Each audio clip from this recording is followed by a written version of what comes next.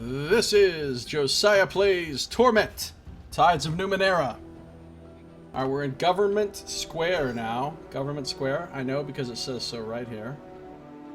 These are actually spaceships, not buildings.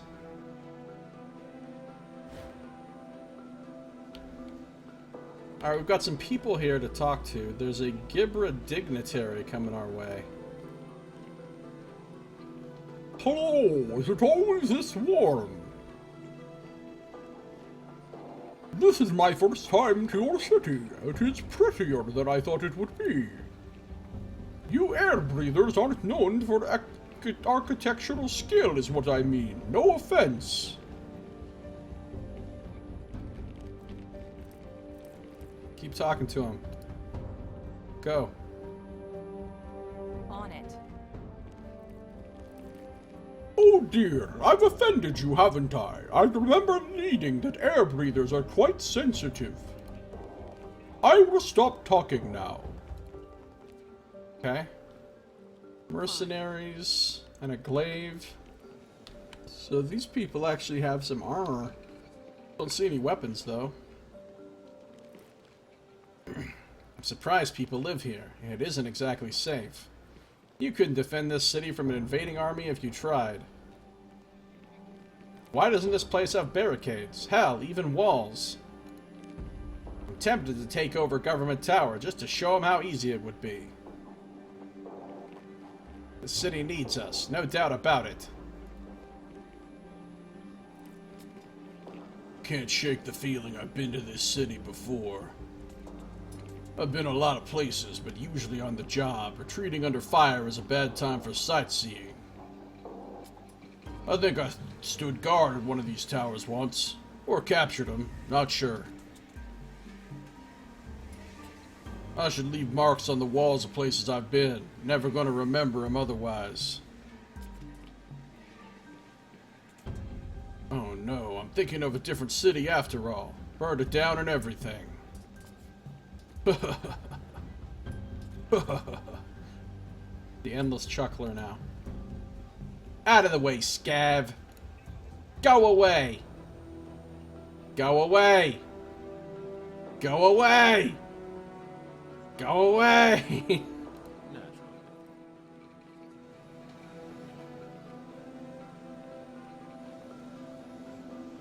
Oh, we need to talk to Alison Perry about the child thing. Let's talk to Sangolin first, though.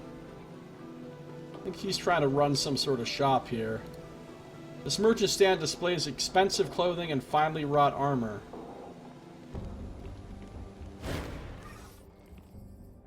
A tall, thin, and exquisitely dressed older man stands in the shade of an exquisitely crafted stall. The cut, color, and quality of his clothes are a symphony of harmonious coordination, while the expression of a benevolent condescension he gives you would be more at home on the face of a king. Good afternoon. He peers at you, eyes widening in recognition. Why, you're the one who got those creatures to stop digging under our feet. Pelii told me all about it. He beams at you. I am Sangolin, and this is my store, Sangolin's Fittings. You are entirely welcome. How may I be of service?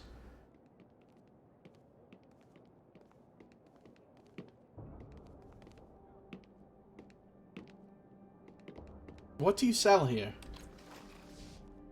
I sell the finest citywear for discerning men and women, as well as quality armor for those traveling to less civilized locales. He clears his throat and directs your attention to a well-dressed mannequin wearing the badge of a city official. Also, it is our honor to have been chosen to provide the city of Sagus Cliffs with the official badges worn by all properly credentialed city employees. You may trust in their trust in us. What? Tell me again what you sell. The finest city wear and armor for those who can afford it. Indeed, our quality is so high that we are the certified providers for the official badge of Sagus Cliffs.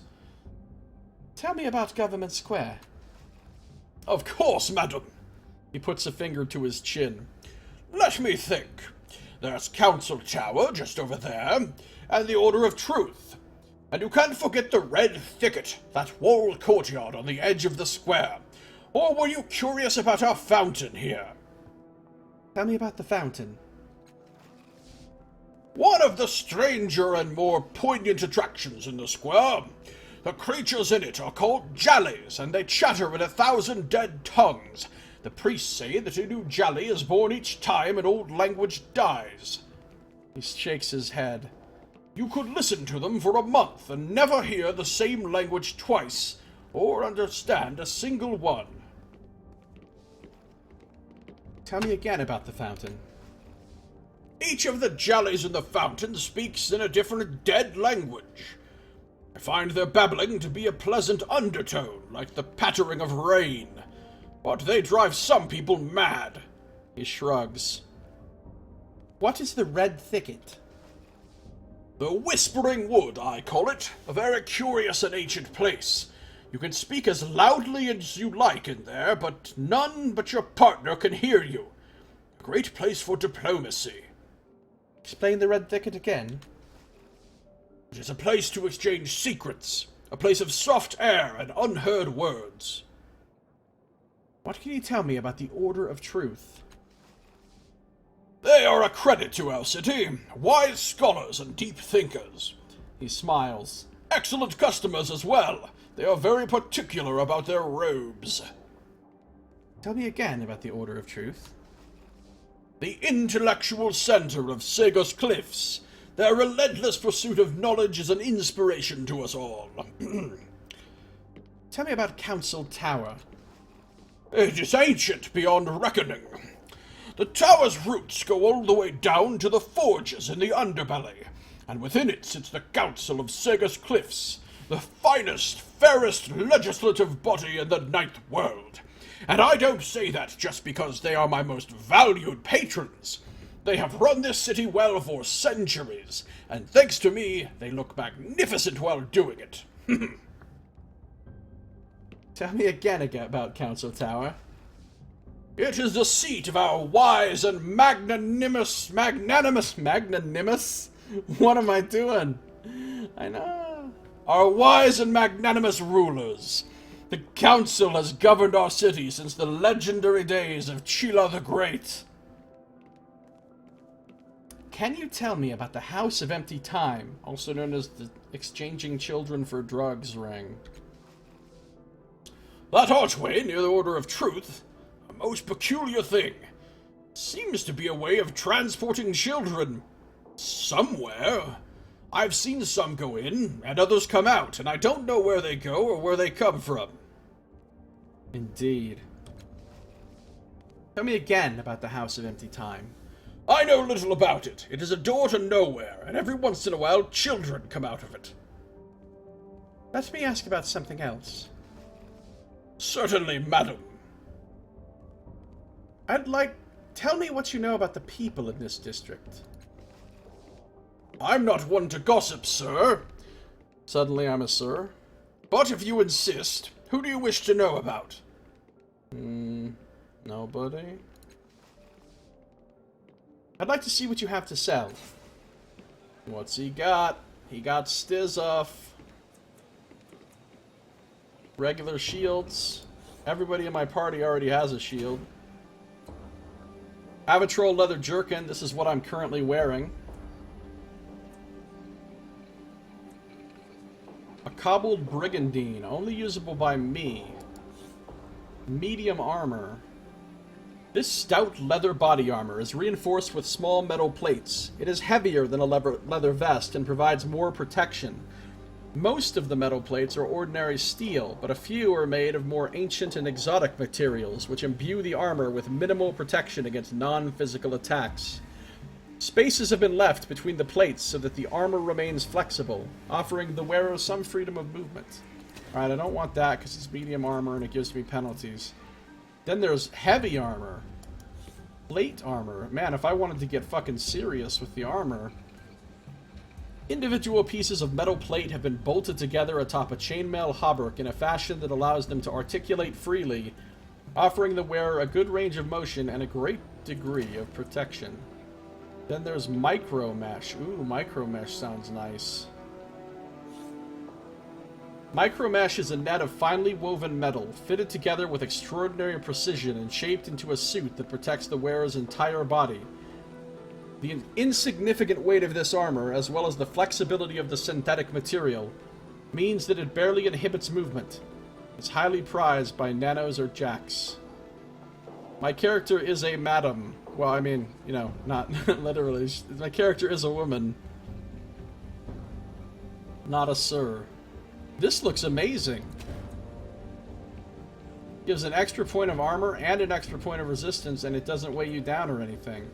And then there's a grounding cloak. This cloak, while heavy, has a very smooth surface when touched. It has a little static electricity on the outside, which creates small sparks when holding something metallic to it. A brown substance that contains small web-like lines impregnates the cloak, connecting to wiring embedded in the fabric. The cloak has the capacity to absorb overwhelming electrical charges. What? Gives me 1 resistance, and when I take non-physical damage, I get a plus 15% on all tasks. 1 use. That is pretty good. Alright, I think I'm going to buy some stuff here. So let's get the micro mesh. It only costs 61. Let's equip the micro mesh. Ooh, look at me! Aren't I fancy? I look like I just stepped out of Mass Effect now. I'm going to sell the leather jerkin. I'm going to sell the Globe of Zerul. I'm going to sell the Jally. Devin 10K says your voice acting is literally best in like 72% of actual games. No, that's not true. Thank you, though. That's really kind of you, but no. My voice acting is terrible compared to like actual professional voice actors. But I appreciate that. I think I'm going to buy this cloak too, because I'm not wearing a cloak. So I might as well.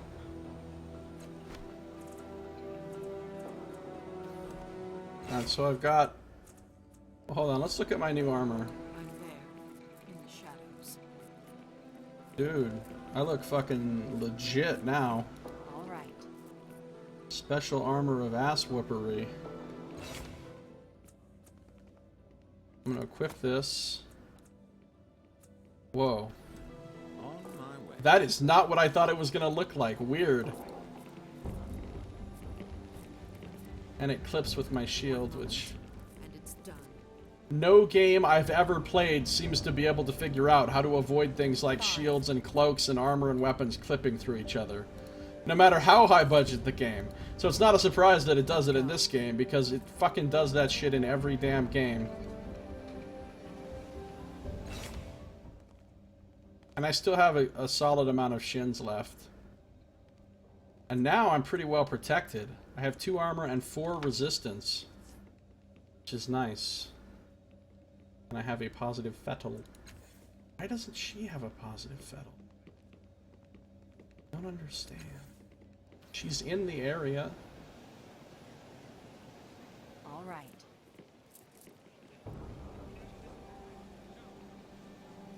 It's the perfect pet. It never needs to eat or drink. Alright. I can't change the order of my companions or anything, can I? No. Alright. Naturally. Let's talk to him a little bit more. I don't think there was anything else to really talk to him about right now.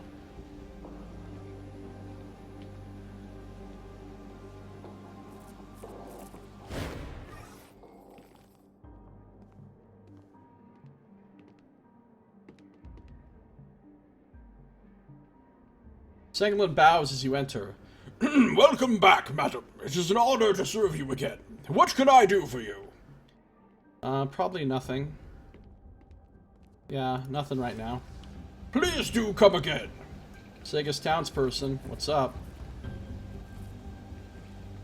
Hello, what do you do up here? Are you a clerk, a messenger, a spy? Ooh, no, don't tell me. I come up here every day to have lunch. The buildings are so beautiful. How does everyone here stay so clean? Do you think their servants wash them? One time, a councilwoman nodded directly at me. Farewell. Farewell. Naturally. Wealthy townsperson. Fine day, isn't it? Fine day. Sure enough. Perhaps I'll stop by the bakery before I go home, eh? Get one of those flaky little pies. Did you say something? My mind was, wandering.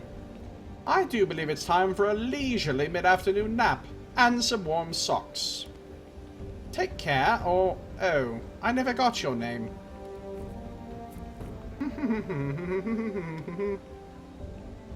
Alright, let's talk to Alison Perry. We need to talk to Alison Perry about the children thing.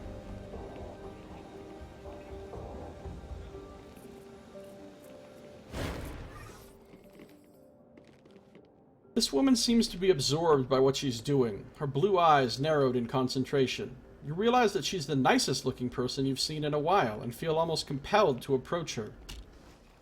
She shakes out the golden cloth she's examining and holds it up to the light. Such beautiful colors, she murmurs. She meets your gaze. It would look lovely on you. In fact, she leans back for a moment and looks you up and down pensively.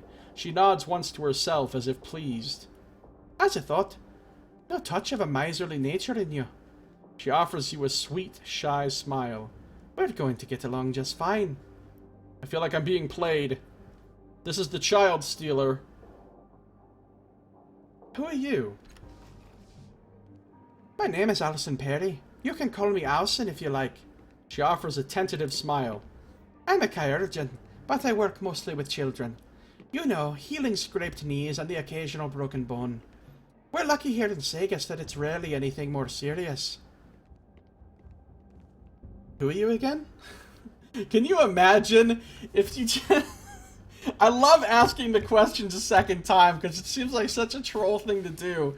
You meet somebody, they tell you their name and what they do and this whole little blurb about themselves, and then you immediately go, who are you again? That would be awesome.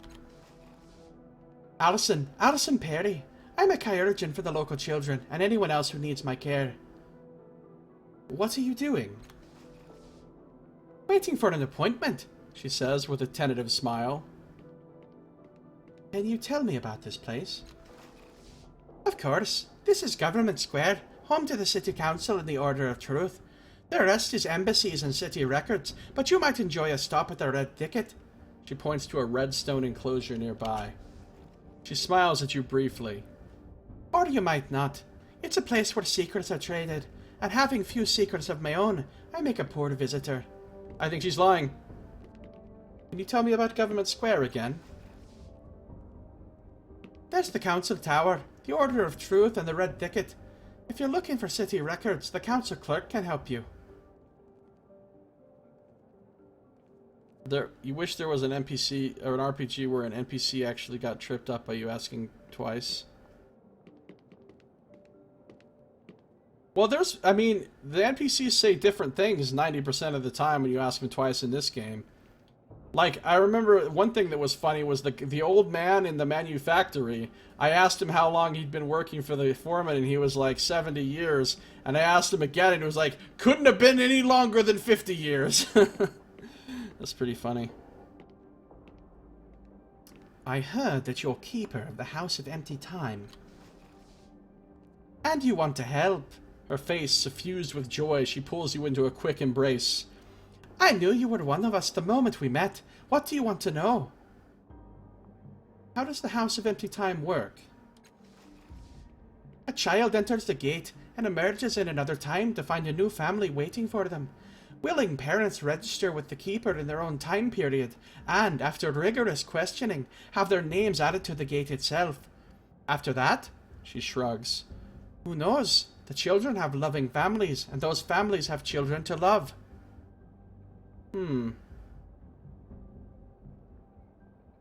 That sounds less sinister than I was thinking.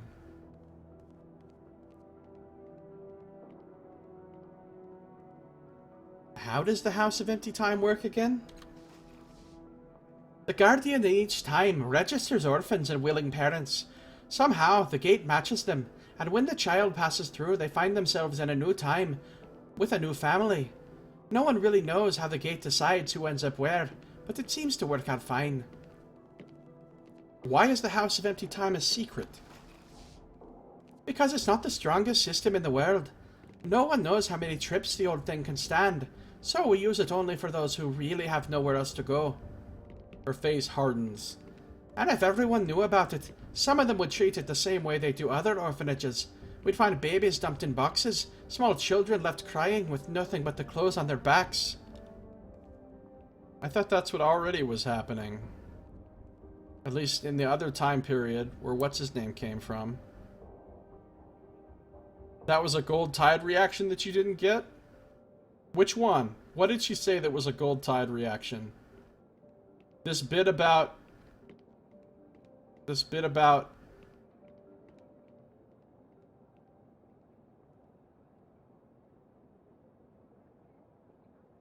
in the beginning, about no touch of a miserly nature, we're gonna get along just fine. Is that because I'm gold tide? Well, I'm actually half blue, half gold. Oh, and you want to help thing. I see. Because they can tell that I'm a kindly person. Interesting.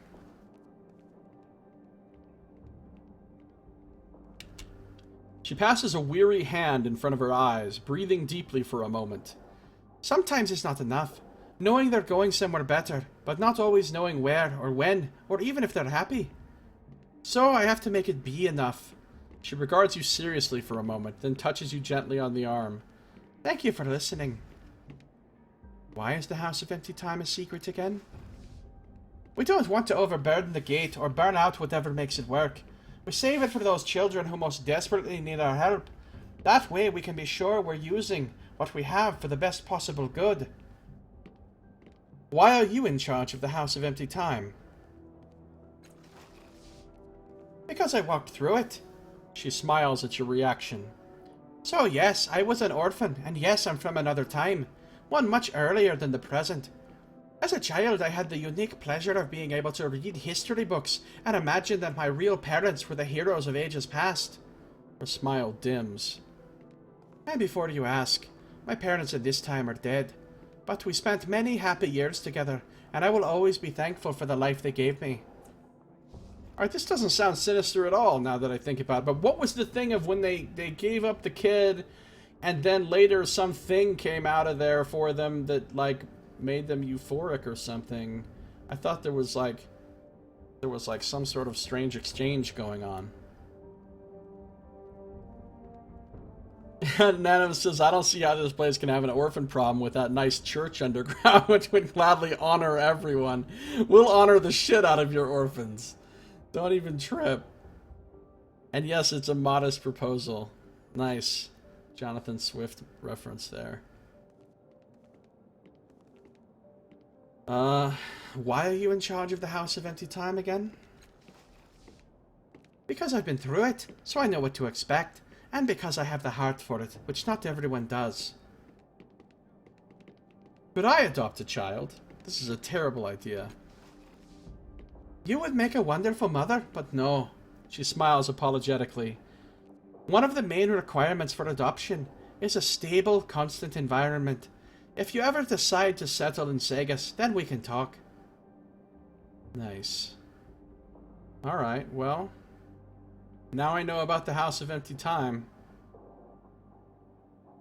I thought I was going to uncover some kind of sinister secret here, but apparently not. They sent like food and shins back or something? For some reason I thought they sent like some kind of like drug or something back. I thought, but I guess I was just seeing this as being a more inherently sinister thing than it actually is. Farewell. Take care. Alright. Let's see what's going on over here. Done. There's a crowd of people. Hey, some of us got places to be! Petitioners, wealthy townsperson. Coming, petitioner. I've been waiting for my turn since yesterday. I'm not exaggerating. I just need him to stamp my import paperwork, that's all.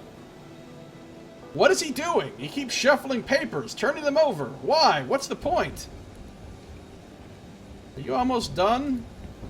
He has this one page that he keeps frowning at. Does he expect it to change when he's not looking? I don't understand. He isn't doing his job. Why isn't he doing his job? This is like waiting in line at the DMV.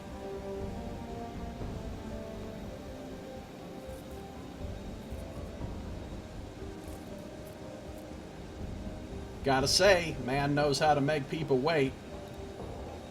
I don't actually got anything for this quill nibbler to sign. I'm just here for the entertainment.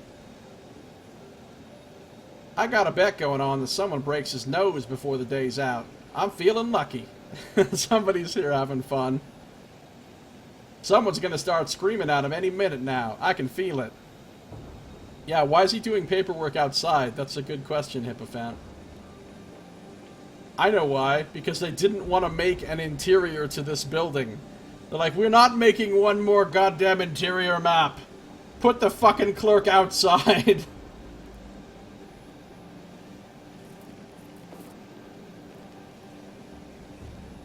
What's taking him so long? I'm only here for a simple writ. I applied for permission to sell nuts in Circus Minor. Nuts! He says I have to wait for 2 days. He's asked for 3 different fees, proof of citizenship, and a declaration of intent. I just want to sell candied nuts to children. Does he think I'm a spy? A nut smuggler? Growls. This guy just wants to give his nuts to children. Is it a guy or a woman? Alright, looks like a woman. This woman just wants to give her nuts to children. Here's a levy. All requests for city documents are handled by the council clerk. Please expect prolonged delays.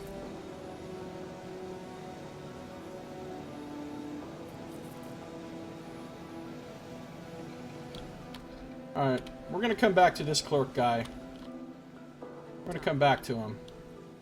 Let's see what these fucking children are up to over here. What are you up to, kids? It looks like they're up to no good.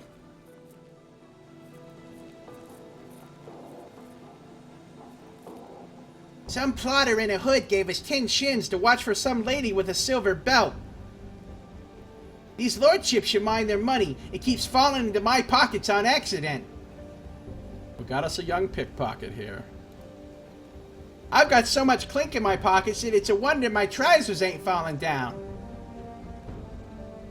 I'm heading to the meatmonger when I go back down. Gonna treat myself to one of everything. Ah, they live in the underbelly. Clear off, Gallo. You're drawing eyes. You ain't seen a lady with a silver belt, have you? Only a plotter paid us to watch for her. I'm gonna spend my share on a knife. A real sharp one. Josiah's selling a dagger with a claw on the end. It's wicked. You sure you ain't seen a lady with a silver belt? Ugh, this place is boring. There's 5 more minutes and I'm going home.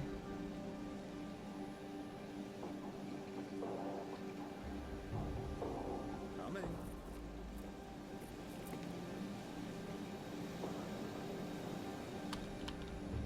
What do we have going on here? Trash is piled against this building, as if someone has been sweeping the square each day and leaving all the detritus here. Don't mind if I do. Well, that's not the best city management.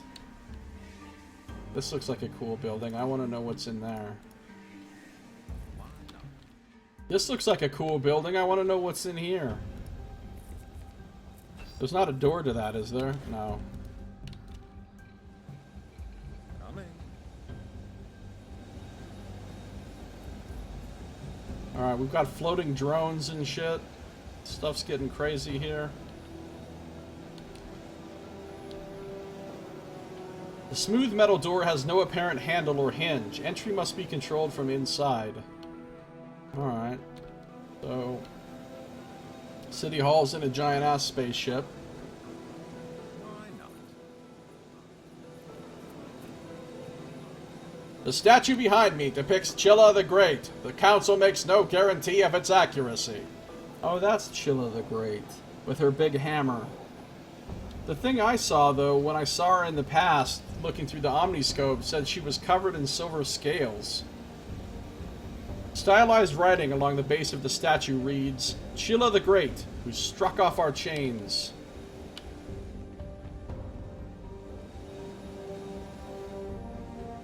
These people are probably racist, and they probably rewrote history. She probably was some kind of mutant or something, right? Or visitant, some non-human. And she was super awesome and led the revolt. And afterwards, they're like, do you know what sucks? Non-humans. Am I right? Am I right? I think we can all agree non-humans suck. Let's just tell the story from now on that Chilla was human. Let's make some statues up and pictures of her, showing her as just a normal human. And that way we can rewrite history. We won't have to admit that one of our greatest historical figures was actually a non-human. See, that's what I think went on here. You want it done right.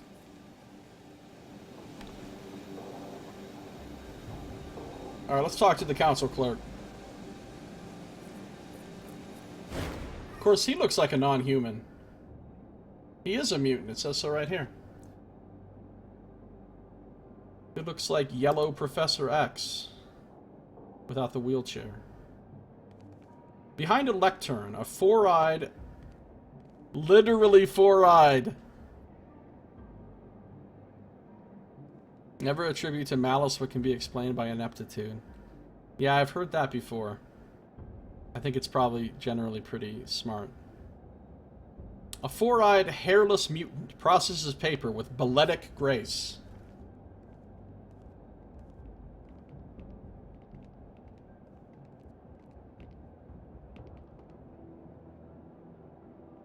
He's endlessly snapping the elegant fingers of his left hand.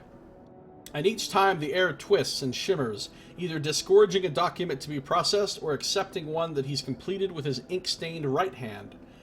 Each of his eyes regards a distinct object, portals that are opening, preambles and recitals that must be reviewed, his own addenda that must be flawless. One eye twitches in your direction. This guy sounds like a serious clerk. Exaggerated scorn twists his mouth, and though his eye remains fixed on your face, he gives no verbal acknowledgement. The closest he comes is a faint sigh. At last, after shunting a half-dozen more documents to some distant cubby, he condescends to speak. You must wait, of course, until council matters conclude. His quarter gaze leaves you. His face returns to its former equanimity, and he continues his work, which shows no evidence of slacking, let alone concluding.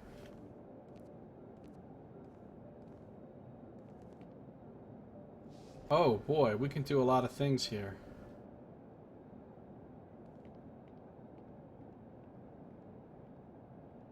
How long do you expect council business to take? The clerk rolls his idle eyes skyward, then answers in a voice that feigns having been worn down by endless pestering petitioners.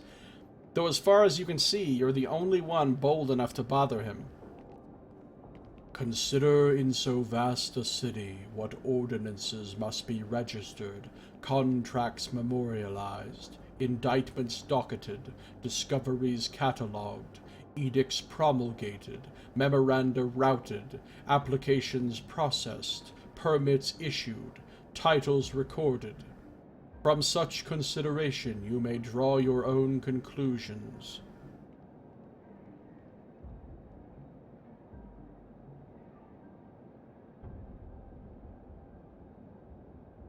Do you know yet when you'll be done? The clerk sighs with exasperation and does not even give you a glance. I will spare you further recitation of the scope of my work, with the understanding that you will spare me importunate questioning about when it will cease. I would love to hear further recitation of the scope of your work. Just go nuts with it, buddy. Go nuts with it. Do you know yet when you'll be done? I'd just like to talk to you for a short moment. I like how I'm bothering him and I don't even actually have business with this clerk at all. The clerk continues filling and filing papers for a rather long moment. Just when it seems he will not respond at all, he answers, I have no time for idle chit-chat, least of all while there is pressing council business to attend to. Is there anything I can do to hurry things along? The clerk continues his masterful shuffling of papers from one portal to another, flicking a closed scroll through a gateway with a particularly deft gesture. Then he turns not one but two eyes your way. If you are inquiring whether I would let your sweating butcher's fingers touch the council's paperwork, I fear for the state of your mind. His eyes look away, and he adds, Of course, it is customary to render a small gratuity in thanks to civil service. One eye quickly glances back. Oh, he's asking for a bribe. Come on now, buddy. Come on now with the bribe. Alright, hold on.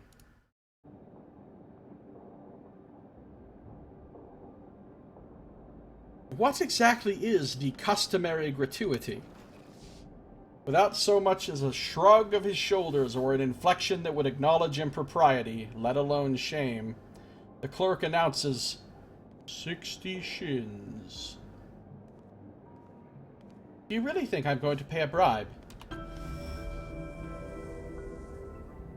All four of the clerk's eyes momentarily open wide with dismay. Of course not, he cries, aghast. Receiving a bribe is a criminal act as set forth in sections 201 and 1951 of the Criminal Code. By contrast, accepting certain customary payments is an understood and lawful emolument. Wow. I think I've seen that word once before in my life. But that word threw me for a loop there for a second. Emolument. Associated with this position. His tone is utterly sincere, fanatical even, as he pronounces this distinction. Alright, hold on. I'm not going to intimidate him. Persuasion seems legit. Quick fingers to scatter his papers seems like a dick move. I'm going to wait until you're done. Without disrupting the grace of his filing, the clerk shrugs his shoulders. I am pleased that you recognize your place in the hierarchy of needs.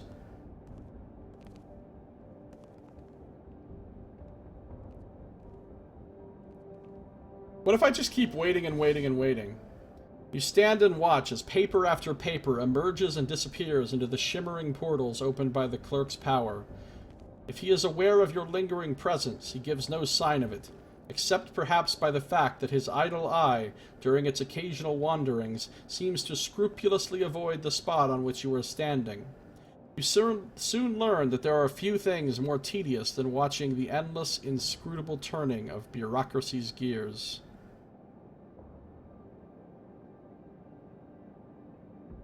Yeah, I noticed that too, Hippofat, about the hierarchy of needs.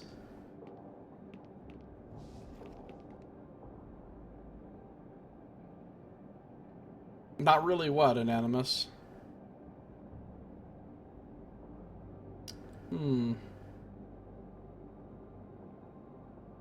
Farewell. The clerk gives no acknowledgement that he heard and merely continues with his work. Hey, hold on. I'm gonna quick save again. Shadowed Mage! Hey! Welcome, Shadowed Mage. How you doing? Good to see ya. Shadowed Mage is a regular and a mod for Arvin Eleron, who's an awesome streamer that you should totally be following. If you're not, you've failed in life. Good to see you, Shadowed Mage. Intimidate this beta. Well, he wasn't actually talking about Maslow's pyramid, no, Anonymous, but hierarchy of needs is you know, it was probably written with those exact words as a nod towards Maslow's pyramid of needs.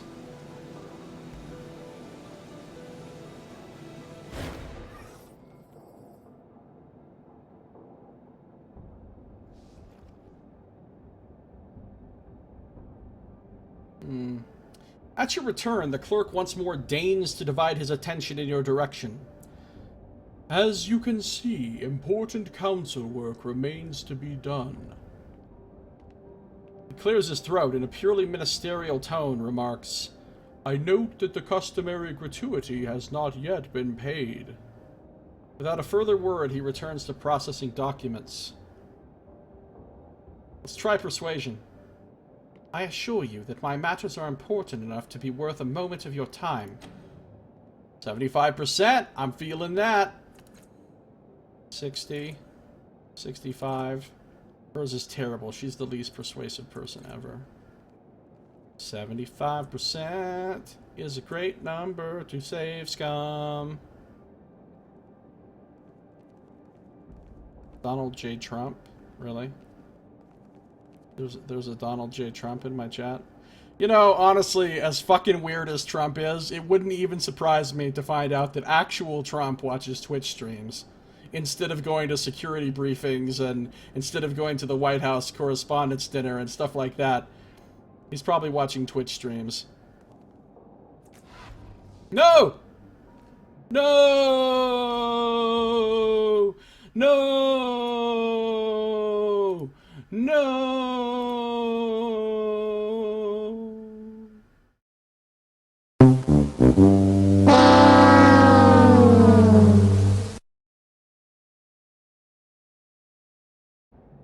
Alright.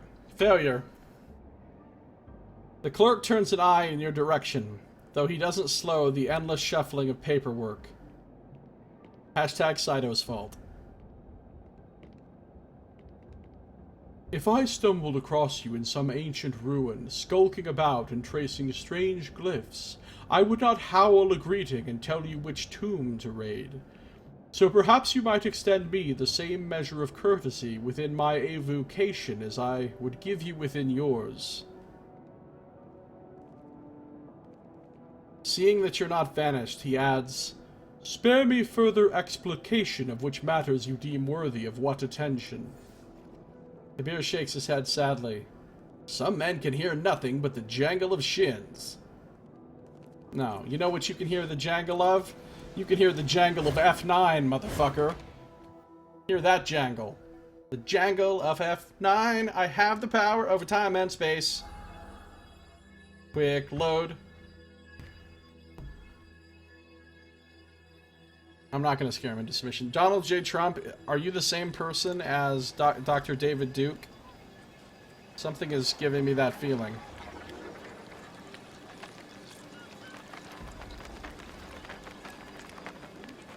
Oh yeah. Safe's coming like a boss. I mean, it's a 75%. I shouldn't fail that. Thank you. The clerk conveys his personal regard for the importance of your matters with a long, loud sigh. But he focuses one of his eyes on you and replies, Very well, very well. Let us weigh the worth of your needs, shall we? What is it that you want? The fuck is that sound? Why am I hearing a bunch of crazy-ass sounds right now? Hold on. Is that the sound of the... Oh, look, she's... This game is weird, man. It's fucking weird.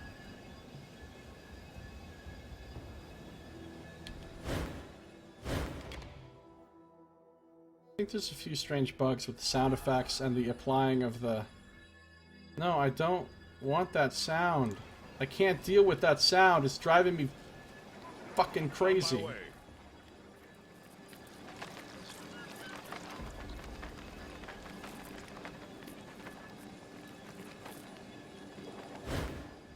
Anything above 50% is as good as 100%. That's exactly how statistics work. Yes, exactly. That's just math. That's just simple math. Everybody... Wait.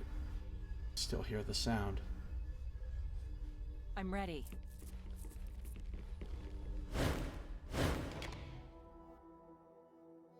Get that sound off me. The red tide represents passion, emotion, action, and zeal.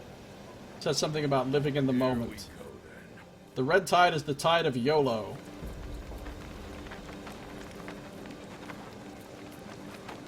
Okay, we got rid of the sound.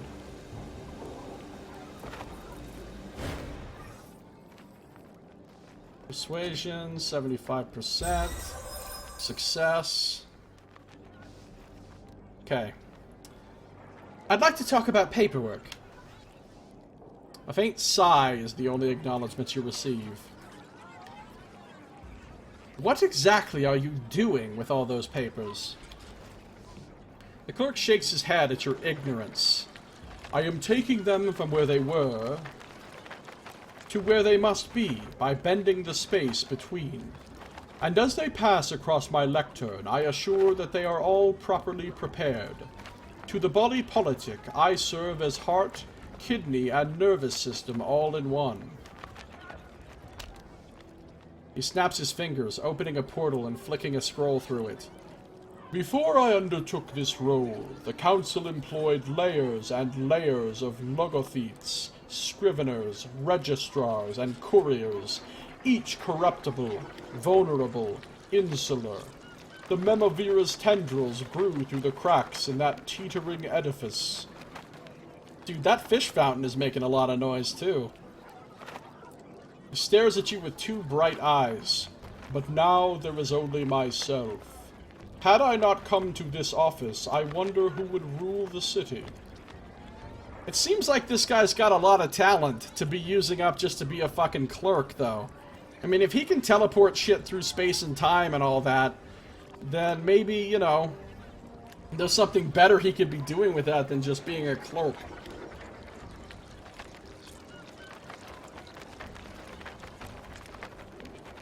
Exactly, Anonymous. I made it despite Saito's Dread Touch.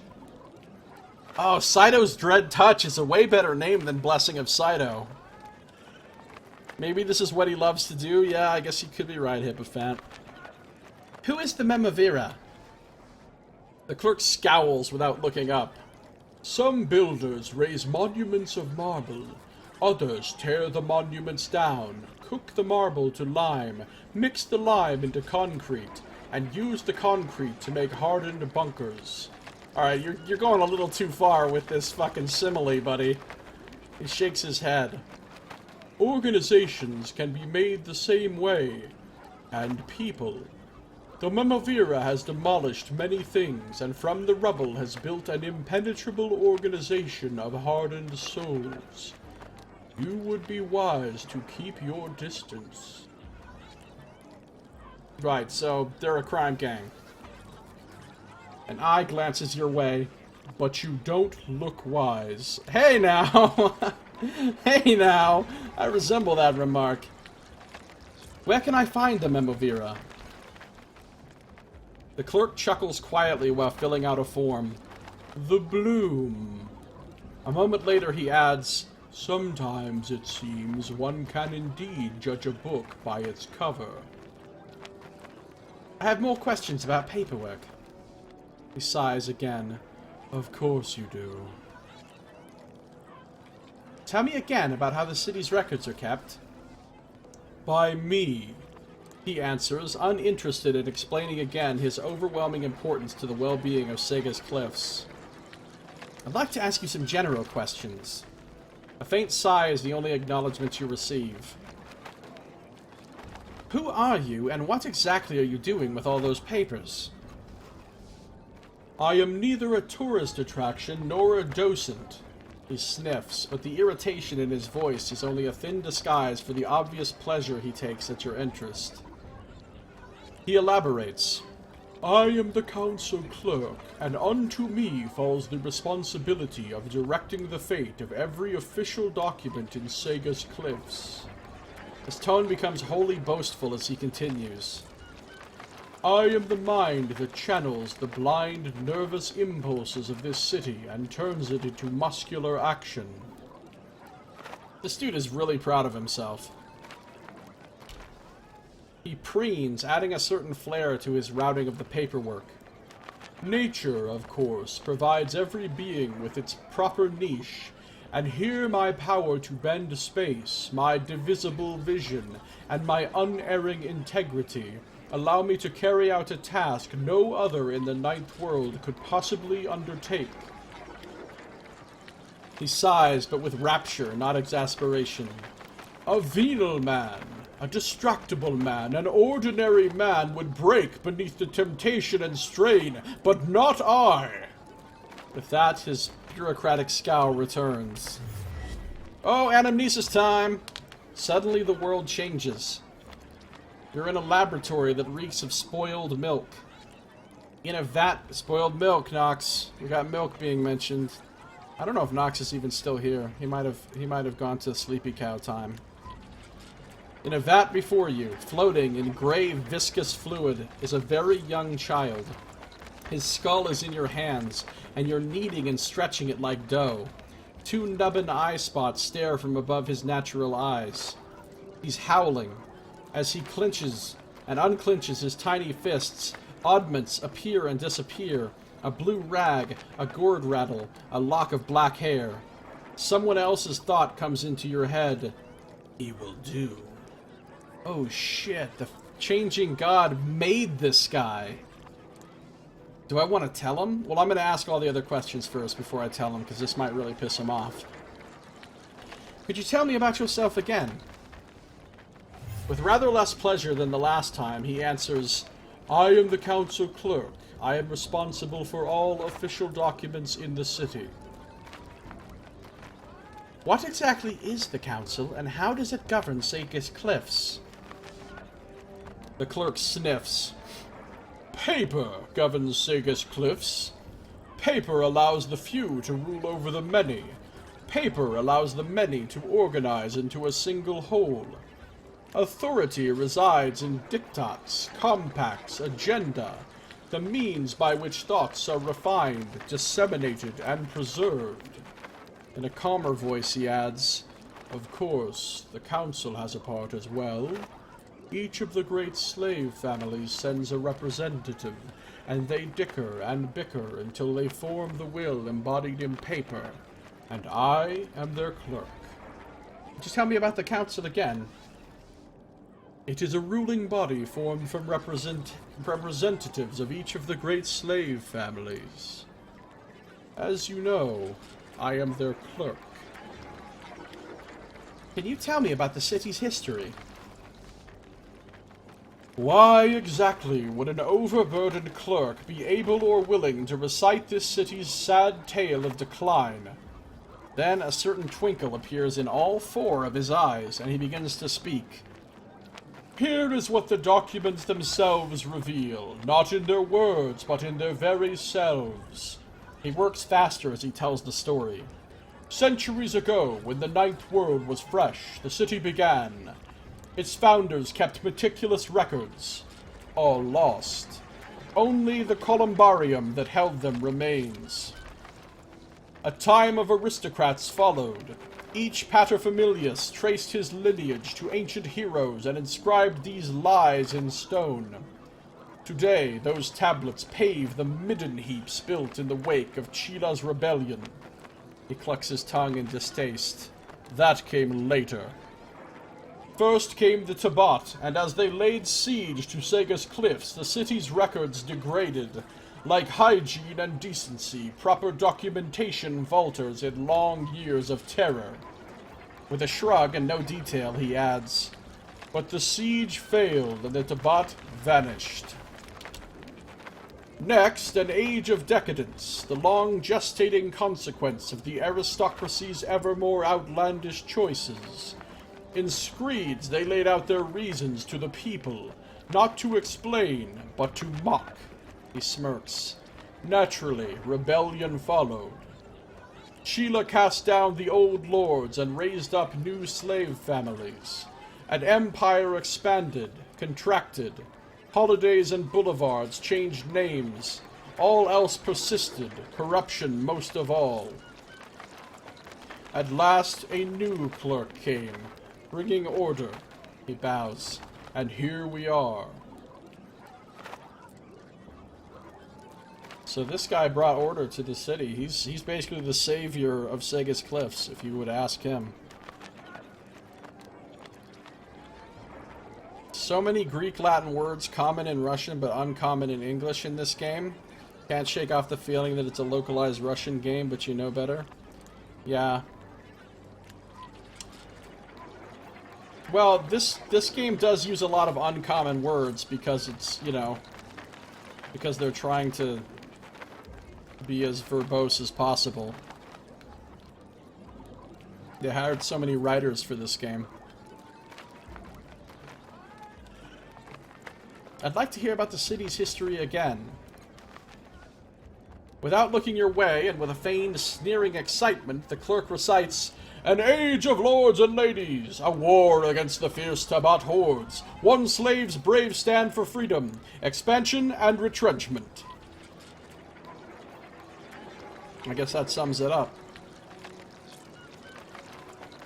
We're going to continue talking to the council clerk and continue exploring Government Square in our next episode. If you're watching the stream, don't go anywhere because we are not done. I'm going to keep on streaming. But if you're watching on YouTube, that's going to do it for this episode. So thank you for watching. This has been Josiah Plays Torment, Tides of Numenera.